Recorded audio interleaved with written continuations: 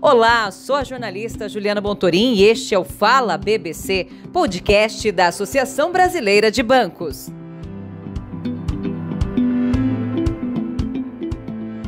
Em tempos de pandemia, repensar as prioridades em segurança com relação à cibersegurança e proteção de dados tornou-se obrigatório para muitas instituições financeiras e empresas. De acordo com o estudo da Microsoft, divulgado em 2020, com 800 líderes e gestores de segurança pelo mundo, 58% dos entrevistados relataram um aumento dos seus orçamentos de segurança. Além disso, 82% investiram em equipes especializadas de segurança cibernética. Para compreender qual o orçamento ideal para um projeto de cibersegurança, a importância de educar os colaboradores, o risco dos terceiros, entre outros assuntos, recebemos 2 especialistas no setor. André Borges, superintendente de segurança da informação do Banco Fibra. Seja bem-vindo. Olá, Juliana. E também recebemos Marcelo Zillo, ele que é Chief Security Advisor, Latam da Microsoft. Seja bem-vindo também. Juliana, muito obrigado. É um prazer estar aqui nesse podcast, no Fala BBC, para a gente tratar de um tema tão importante que é segurança, cibersegurança, proteção de dados, especialmente no momento de grandes transformações. Empresas dos mais diversos setores adotando a tecnologia, transformando digitalmente, pequenos, médios, grandes bancos, outras indústrias. Ou seja, segurança cada vez mais deve estar presente como parte do processo de transformação digital. É um prazer estar aqui com vocês. Eu tenho comigo aqui o André Borges.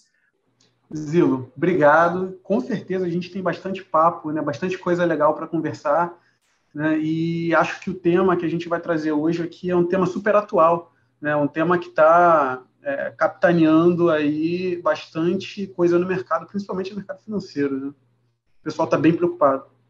O presidente da Microsoft, o Satya, ele tem uma definição, né? Que nós tivemos uma transformação digital de 3 anos em 3 meses, né? Depois da pandemia. A gente vê o uso de tecnologias crescer exponencialmente, porque as empresas estão usando isso para se manter resilientes, enfim, até para manter suas operações. E tem uma outra definição dele que ele fala que as pessoas só vão usar a tecnologia se sentirem confiança nela.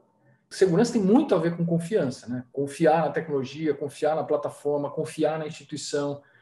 E aí, nesse cenário, eu já queria emendar a pergunta, André. Na sua visão, qual que é o papel da segurança, da cibersegurança no processo de transformação digital? Então, eu concordo plenamente contigo, Zillo, que segurança tem totalmente a ver com credibilidade, né? Então, pensando especificamente aqui num cenário de um banco, né? Imagina, você não colocaria possivelmente o seu dinheiro em um banco que você não confia, né? Em um banco que você não está seguro que vai conseguir, de fato, guardar da forma mais adequada ali os seus bens que são tão preciosos, né? Então, estou totalmente contigo quando você fala que isso tem a ver com credibilidade, né? E falando especificamente da transformação digital, eu vejo que hoje, em 2021, você não tem como desassociar, né, transformação digital do tema segurança da informação. Quando você está pensando em se transformar e evoluir do ponto de vista digital, você automaticamente começa a se preocupar, né, com algumas questões ali que tangem a segurança, né? Seja a segurança da sua infraestrutura, seja a segurança no seu ambiente de tecnologia, seja a segurança do seu próprio negócio, olhando processos, né, para ver se aqueles processos ali são adequados. Enfim, quando a gente pensa em transformação digital, eu vejo que automaticamente a gente começa a olhar, né, para questões de segurança, e isso é muito importante, né? A gente está vivendo um mundo, Zillo, e aí depois eu vou pedir para você comentar sobre isso também, né? Mas a gente está vivendo um mundo hoje que todo dia a gente observa um risco novo, né? Então a gente observa alguma coisa nova que está acontecendo, você abre o jornal hoje, você começa a ver notícias, né, que tem a ver com segurança da informação, vazamento de dados, intrusão de forma não autorizada em equipamentos de outras pessoas, né? Isso tudo traz o povo, né, o público para perto do tema, né? Porque antigamente as pessoas não olhavam para a segurança de uma forma tão objetiva porque elas não tinham tanto acesso a esse tipo de informação, e agora tem. né? Então, automaticamente, o tema se torna mais importante, né? E principalmente quando a gente pensa em transformação digital, a gente pensa também em ter um ambiente mais seguro, né? Assim, o terror de qualquer CEO hoje, o terror de qualquer presidente, de qualquer comitê executivo, é você ter uma interrupção do seu negócio por causa de um ataque cibernético, né? Isso é algo que preocupa todo mundo, né? E é uma questão de resiliência operacional, né? Assim, Perfeito. para nós que estamos na área de segurança há um tempinho, eu sempre costumo dizer, eu não vou dizer quanto tempo, senão vou descobrir que eu podia ter mais cabelo branco, mas segurança existe desde que o mundo é mundo. Agora, Exato. sem dúvida que nos últimos anos isso foi ganhando ainda mais importância, porque eu costumo dizer que o mundo real e virtual estão totalmente conectados. Você pode ter um ataque cibernético que causa disrupção operacional. Eu presenciei vários casos aqui na América Latina, né, ajudando clientes a responder incidente de segurança, que tiveram um ataque de ransomware, de sequestro de dados, que ficaram indisponíveis por 2 ou 3 semanas. Teve casos da empresa não Imagina, né? conseguir Interrupção. operar, ou seja, interrupção Ah, operacional porque alguém recebeu um arquivo malicioso, clicou e ninguém faz porque quer, né? As pessoas erram porque pode acontecer, somos seres humanos, só que não havia os perfeito. controles e os mecanismos necessários, eu costumo dizer, para manter resiliência, porque o ataque vai vir. Eu costumo dizer que tem Exato. 2 tipos de empresa: as que foram atacadas e sabem, e as que não sabem. Então, um dia ele virá. Eu lembro uma história, o André vai lembrar dessa história, que eu já contei algumas vezes, de um executivo que me encontrava no elevador e perguntava: Zilo, estamos seguros? Aí eu falava assim: pô, o que eu respondo para esse cara? Se eu responder que não, ele vai falar que eu não estou fazendo meu trabalho. Se eu responder que sim, e tiver um incidente amanhã, talvez ele pense que eu não estou fazendo meu trabalho, ou que a empresa não está fazendo o trabalho dela. O fato é que o ataque acontece, ele vai acontecer. O problema é quanto tempo você leva para detectar, quanto tempo você leva para responder, se a equipe está preparada para responder, se os usuários estão conscientizados, né? O cara recebe um e-mail malicioso, ele reporta para quem?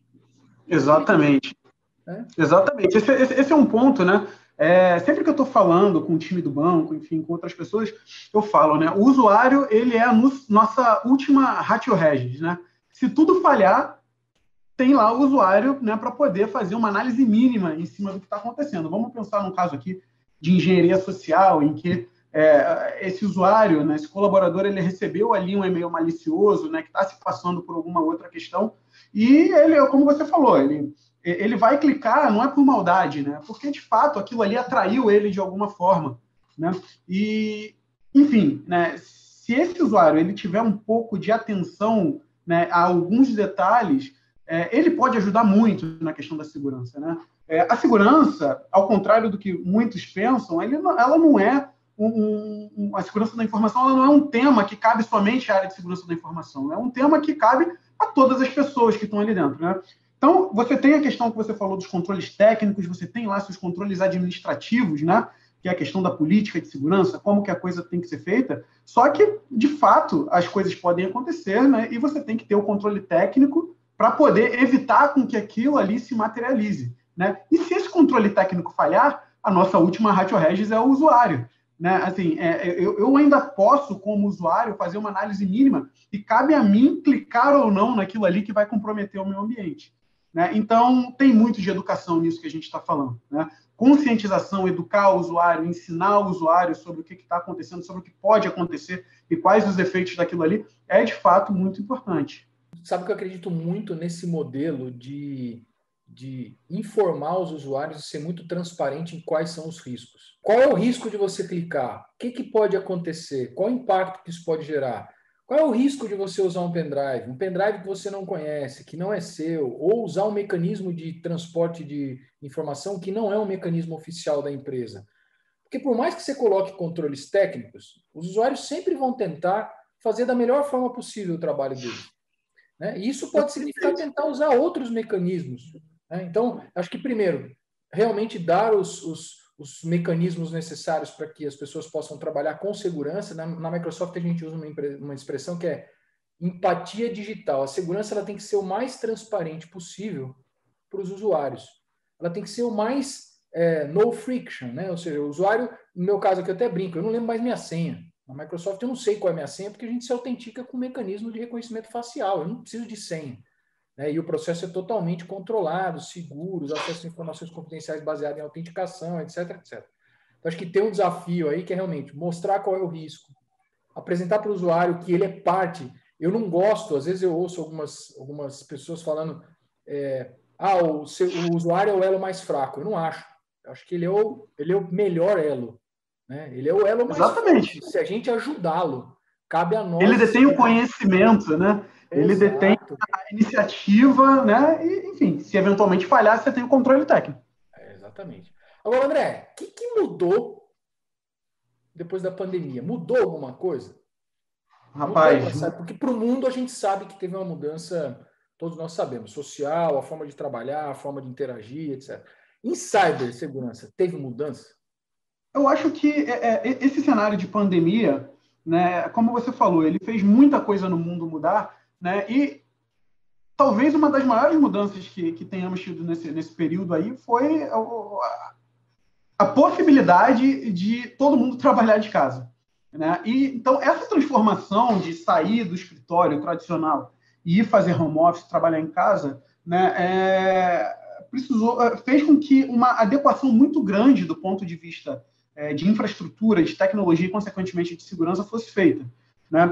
E, obviamente, essa mudança ela foi feita muito rápido, né? E nem todo mundo conseguiu dar a atenção adequada para a questão de segurança desse novo ambiente, né? De colocar o colaborador trabalhando em casa, colocar lá, né, o usuário trabalhando em casa de forma segura. Então, a gente observou, a gente começou a observar no nosso monitoramento de segurança, por exemplo, ataques, um aumento crescente, um aumento, né, de ataques de engenharia social, né? Então, começou a vir muito phishing, muito e-mail malicioso para os usuários na tentativa de pegar credenciais, né, desses colaboradores, né? Veio muita coisa maliciosa falando ali em Covid, falando em vacina, né? Então isso levava o colaborador mais curioso a clicar, né, em coisas que nem sempre eram coisas legítimas, né? Questões de e-mails legítimos.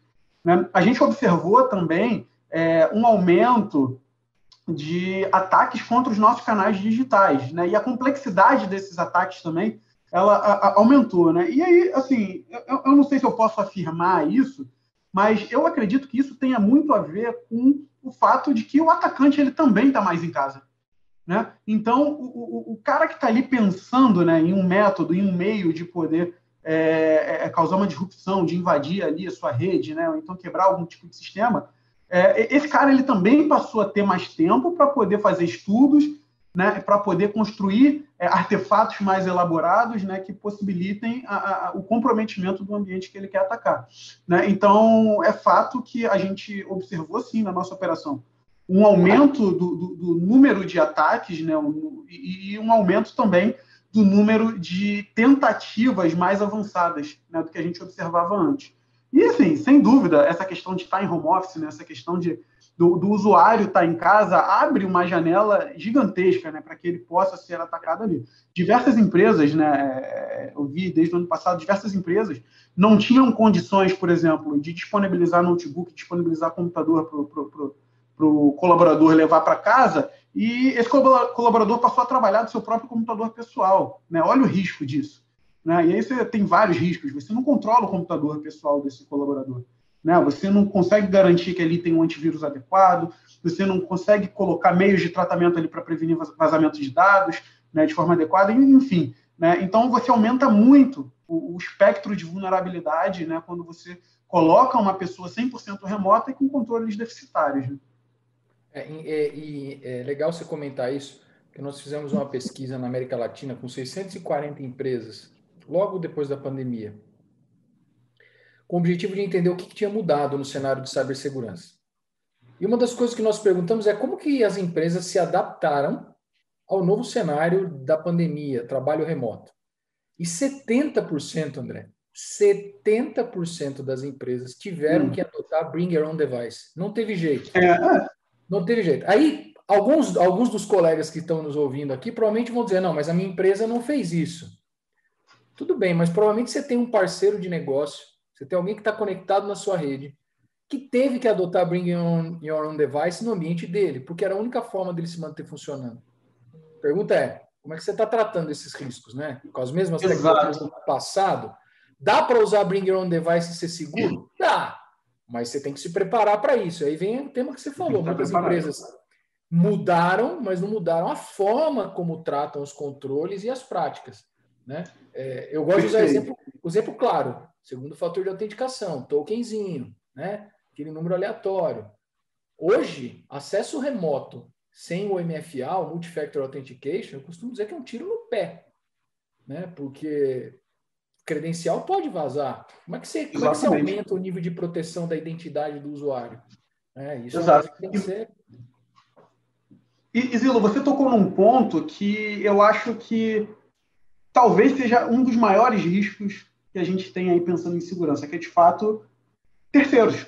Né? Você pode fazer o seu dever de casa da melhor forma possível, você pode fazer o seu investimento da melhor forma possível, mas se você não for diligente com os terceiros que você está contratando, se você não garantir que esse terceiro que você está contratando tem um nível mínimo de segurança da informação ali, que seja correspondente ao que você pratica dentro da sua casa, não adianta você ter todo esse aparato, né? Porque o seu dado vai estar no terceiro. E se ele for comprometido, no fundo, a culpa é de quem colocou esse dado lá no terceiro, de quem contratou ele, né, e não foi diligente para poder garantir que a segurança dele era no mesmo patamar, no mesmo nível que a segurança da sua própria casa. Né? Então, eu particularmente, né, julgo como a gestão de terceiros um dos maiores riscos que a gente tem para a segurança da informação. Né? Não adianta você ter a segurança da NASA, né, eu brinco, né? Não adianta a gente ter a segurança da NASA se o meu terceiro lá que está trabalhando para mim, está tratando meus dados, está armazenando meus dados, né? Ele tem uma segurança que é deficiente. Por isso que a gente fala que não tem bala de prata, né? Em segurança de informação e segurança cibernética não tem bala de prata, mas um bom planejamento, sem dúvida, ajuda muito a curto, médio e longo prazo. Agora, a gente sabe também, André, que segurança, implementar mecanismos de proteção, detecção, de resposta, manter resiliência operacional, demanda investimento, né? Perfeito. Investimento, não é barato. Não é, assim, demanda investimento. Na pesquisa que nós fizemos na América Latina, nós perguntamos para as empresas, olha esse número, qual o percentual do budget de tecnologia estava sendo direcionado para a cibersegurança? 49% das empresas responderam até 5%, de 0 a 5%, que é baixo, é pouco. Né? Quando você compara o investimento em tecnologia, transformação tecnológica, quanto que isso, a gente sabe que segurança não é só tecnologia, mas só para a gente ter um parâmetro.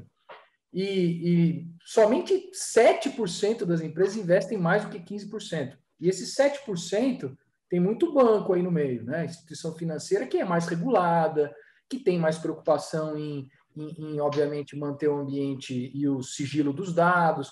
Então, tem aí, você pega uma instituição financeira que tem terceiros que estão em outros, né, em outros mercados, outras verticais e prestam serviço, quanto que esse cara está investindo em segurança? Quanto que ele está protegendo os dados que são dados dos seus clientes? É o que você falou. Né? No final, é um conjunto de coisas, é a proteção da rede, a proteção do usuário, é a proteção do terceiro, é um programa de conscientização. Ou seja, diversão garantida, o seu dinheiro de volta, como eu costumo dizer, né? Não, com certeza. A questão do investimento ela é muito importante, né? E, na verdade, o gestor ali de segurança da informação, né? O Chief Information Security Officer, CISO, enfim, o responsável pelo tema dentro da empresa, ele tem que saber traduzir o mundo técnico dele, porque, convenhamos, né? Segurança é um mundo altamente técnico. Né? Então, esse gestor ele tem que saber necessariamente traduzir a necessidade dele para uma linguagem em que os altos executivos, que a alta liderança, a alta gestão do banco, da empresa, né, consiga, de fato, entender a necessidade do que ele está pedindo. Né? E eu, particularmente, Zilo, eu gosto muito do método de corroborar o que eu estou colocando ali como uma necessidade para o banco com métricas, né, e indicadores. Então, o que eu faço? Eu tento gerar números, gerar indicadores, gerar métricas sobre tudo que está acontecendo na nossa operação, porque isso me ajuda a justificar. Né? Então, é muito abstrato eu chegar para o meu chefe e falar, chefe, olha só, eu preciso de um recurso. Ele vai virar para mim e falar, por que você precisa de um recurso? né? E aí, entre eu ficar falando qualquer coisa ali, tentando convencer ele de que aquilo é necessário, é muito mais simples eu ter um número, métricas, né?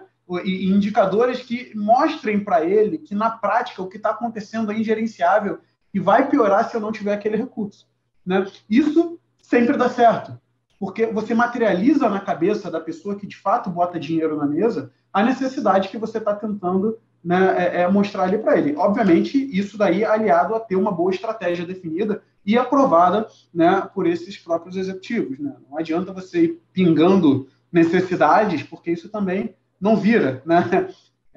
Você tem que ter uma estratégia bem definida, uma estratégia que esteja alinhada com a estratégia do banco, né, com a estratégia da empresa, né? E assim, é um negócio que, às vezes, quando a gente pensa em segurança, né, principalmente segurança para o mercado financeiro, que a gente tá na cabeça das pessoas, né, que, poxa, eu sou um banco, eu preciso ter a segurança da NASA, né? Isso não é verdade. Não sei se você concorda comigo, mas isso não é verdade. Você tem que ter uma segurança que seja adequada ao tamanho do seu negócio, adequada aos seus concorrentes, né? E o teu nível de investimento tem que ser proporcional a isso, a sua estratégia. Não adianta eu querer gastar rios de dinheiro, né, e colocar um nível de segurança ali naquele ambiente que, de fato, vai muito além do que é necessário, né? Então, tudo isso tem que ser levado em consideração quando a gente vai defender budget, né? Quando a gente vai defender orçamento para a questão de segurança. Você tocou em, eu diria que vários temas relevantes aí que dá um outro podcast, se a gente quiser, para falar algumas horas também. Toda vez que eu falo com o André, a gente fica horas falando, né? A gente fica batendo papo aqui, se vocês deixarem. Né? Se deixar, nós vamos ficar até amanhã falando aqui. Mas acho que, sem dúvida, cara, a questão da simplificação, né? Como simplificar um tema que eu aqui vou usar duas frases que eu ouvi, tá? De dois executivos de instituições financeiras, onde eu ouvi o CFO, num dos casos, numa das reuniões executivas, ele dizendo o seguinte: vocês de segurança são fenomenais para pedir dinheiro, mas vocês não me conseguem explicar para que estão pedindo e como estão gastando. Veja só, observação do CFO. E o CEO de uma outra instituição também me fez o seguinte comentário que eu achei o máximo. Ele falou assim: Zilo, quais são as 3 métricas de segurança, de cibersegurança que o board tem que acompanhar? Traduza para mim quais são as métricas que têm alinhamento com o meu modelo de negócio. Aí a gente começa a falar de OKR, de indicadores de performance, como que a gente pode medir isso em segurança. Mas, sem dúvida, esse é outro tema que a tradução, a simplificação, a criação de métricas é fundamental. E o último, que é a tolerância ao risco, né? Assim, qual que é o meu nível de tolerância? Eu vou investir quanto? Né? Eu tenho que ter um... Até tinha uma pergunta aqui que você já respondeu, né? Quanto que o investimento é suficiente? Não tem uma conta fechada. Tem uma tendência de mercado, mas você tem que ver qual que é o risco que você aceita, o que você não aceita, né? E o quanto que você quer proteger do seu negócio, né? Assim, existe uma brincadeira que certamente você já ouviu aí no mercado, né? Que o pessoal fala que você não tem que ter a melhor segurança do mundo, né? Sua segurança só tem que ser melhor do que a dos seus concorrentes. Se for mais caro te atacar, ele vai procurar os outros, né? Ele vai sempre no elo mais fraco, né? Então, assim, a questão não é ter o ambiente mais seguro do mundo, é ter um ambiente mais seguro do que os seus, né? Do que outros. Acima da média, né? Exato, acima da média. Né? Então, pode ser usado como driver, enfim. A gente tem uma definição aqui que super alinhado com isso que você está falando, que é o ROI do ataque. Né? O retorno sobre o investimento do ataque. Quando o atacante vê que é muito caro ele atacar, ele precisa de muito mais recurso, precisa de muito mais tempo, ele vai tentar outro lugar. Né? Ele vai buscar outra alternativa. Porque, óbvio, existem casos, vamos deixar bem claro aqui, do que a gente chama de ataques direcionados, preparados para a empresa, onde o cara tem como objetivo comprometer aquela instituição. Aí ele vai investir muito tempo, muito dinheiro, muito conhecimento técnico, mas isso não é o que a gente percebe na grande maioria dos casos. Né? A grande maioria dos casos a gente vê os ataques acontecendo por erros comuns, o que eu costumo chamar de higienização, né? Não fazer o básico bem feito. Exato, e eu iria até além, né?